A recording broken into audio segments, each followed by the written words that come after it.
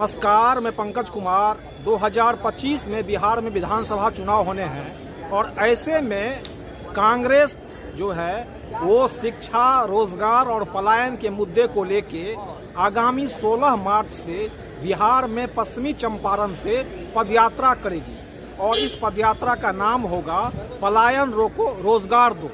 कन्हैया कुमार ने कहा है कि बिहार में जिस तरह से पलायन हो रहा है, शिक्षा का हाल जिस तरह से बदहाल है, जिस तरह से चिकित्सा व्यवस्था जर्जर है, ये दुर्भाग्यपूर्ण है और इन मुद्दों को लेके कांग्रेस 16 मार्च से पदयात्रा करेगी। तारीख 16 मार्च से जहां से गांधी जी ने चंपारण आंदोलन की शुरुआत की थी अंग्रेजों के अन्याय के खिलाफ, तो बिहार के लोगों के ऊपर जो अन्याय हो रहा है उसके खिलाफ NSY और यूथ कांग्रेस 16 मार्च से एक पदयात्रा की शुरुआत करेगी, जो पदयात्रा बिहार के विभिन्न जिलों से होते हुए आने वाले समय में पटना में उसका कल्मिनेशन होगा। पटना तक वो यात्रा आएगी। इस यात्रा का जो सबसे प्रमुख मुद्दा है वो मुद्दा है शिक्षा का, नौकरी का और पलायन का। जैसा कि कृष्णा जी ने आपको बताया कि बिहार और बिहार के लोग पढ़ाई के लिए, दवाई के लिए, कमाई के लिए बिहार से पलायन करने को मजबूर है। अगर हम चाहते हैं कि बिहार के लोगों को उनका गौरव दोबारा प्राप्त हो, बिहार की आवाम का आत्मसम्मान अगर सुरक्षित करना है तो पलायन रोकना पड़ेगा और बिहार के लोगों को नौकरी देनी पड़ेगी। लेकिन अगर नौकरी देना चाहते हैं तो सबसे जरूरी ये हो जाता है कि जो भर्तियां हैं, जो खाली पद हैं, उनको भरा जाए।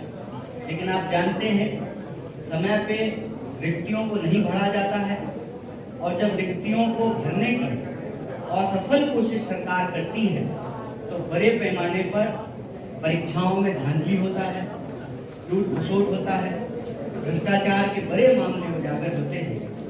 आज भी बीपीएससी से जुड़ा हुआ मामला, उसको लेकर बिहार के छात्र नौजवान आंदोलनरत हैं। तो बिना नौकरी दिए हुए और बिना शिक्षा दिए, शिक्षा की हालत ये है कि आप सब जानते हैं पंचवर्षीय योजना कहा जाता है ग्रेजुएशन के डिग्री को। क्यों कहा जाता है पंचवर्षीय योजना? 3 साल का कोर्स है, 5 साल में लोगों को डिग्री मिलती है। बहुत ही रेयर कोई विश्वविद्यालय है जिसका सेशन रेगुलर है, वक्त पे एग्जाम नहीं हो रहा है और समय पे लोगों को डिग्री नहीं मिल रही है। कॉलेज की हालत ये है कि कॉलेज में शिक्षक हैं 10 और इनरोल्ड स्टूडेंट हैं 25,000 और फीस लगातार बढ़ती जा रही है। लोगों को पढ़ना है, हर हाल में पढ़ना है।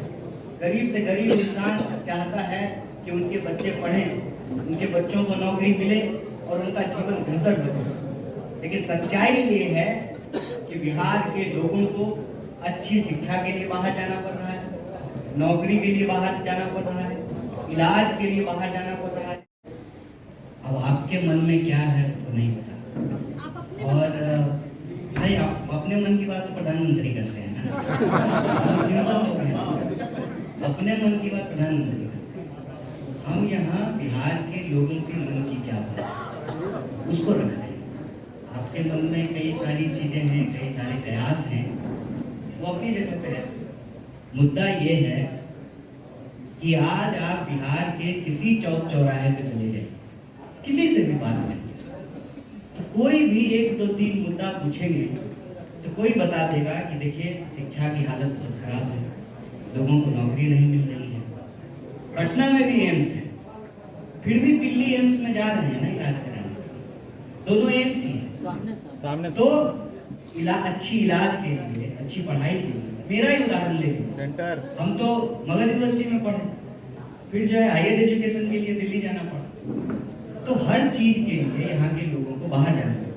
और बाहर क्या होता है, आप सब बाहर गए नहीं, देखिए आपके हर सवाल का जवाब प्रेस कॉन्फ्रेंस कर रहे हैं तो सवाल का जवाब देते हैं, सवाल का जवाब नहीं देना है तो आप प्रधानमंत्री की तरफ प्रेस कॉन्फ्रेंस ही नहीं करते हैं, है ना।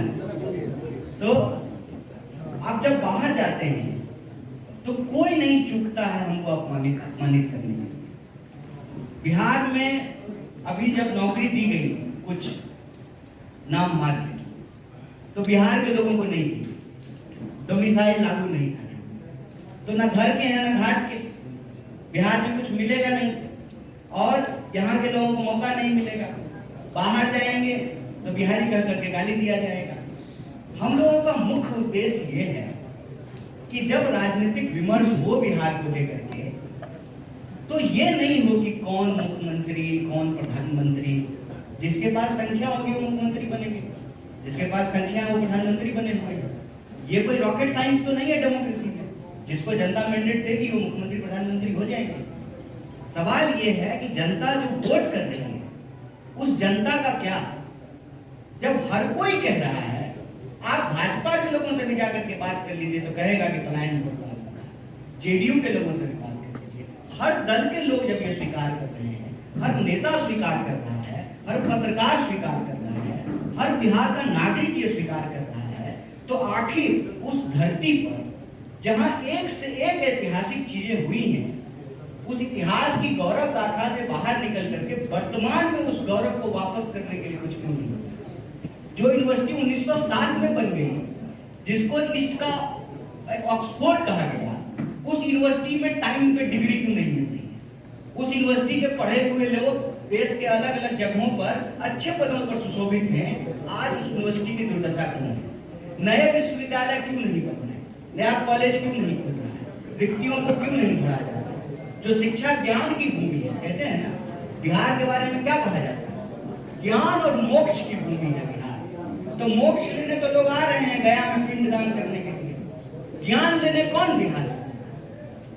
वो धरती जो मनोहर दास को गांधी बना दिया, वो धरती जो बुद्ध को ज्ञान हुआ बिहार, जहाँ पे अशोक पैदा, इतनी गौरवशाली परंपरा के बाद आज हम गाली कैसे बन गए? इसकी कोई तो वजह होगी।